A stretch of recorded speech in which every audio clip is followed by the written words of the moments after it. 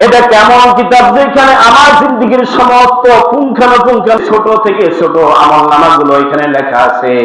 এরপরে বড় থেকে বড় আমলনামাগুলা আমার কৃতকর্মগুলা সবগুলা পুঙ্খানুপুঙ্খ লেখা আছে। রব্বুল আলামিন বলেন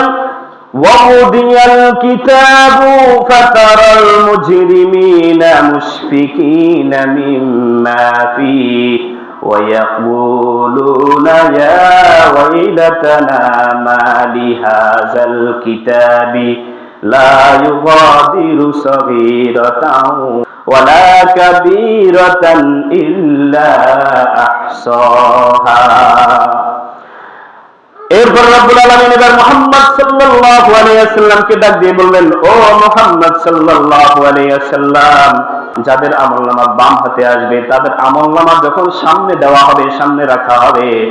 তখন তুমি অপরাধীদেরকে দেখবে, তাতে যা লেখা আছে তা দেখে তারা এতটা ভীত সন্ত্রস্ত হবে এবং তারা বলে উঠবে, এটা কেমন কিতাব যেখানে আমার জিন্দেগীর সমস্ত পুঙ্খানুপুঙ্খ ছোট থেকে ছোট আমলনামাগুলো এখানে লেখা আছে, এরপরে বড় থেকে বড় আমলনামাগুলা আমার কৃতকর্মগুলা সবগুলা পুঙ্খানুপুঙ্খ লেখা আছে। তারা ভীত সন্ত্রস্ত হয়ে তারা বলবে, হায় আমাদের দুর্ভোগ, এটা কেমন কিতাব, এটা কেমন খাতা, কেমন আমলনামা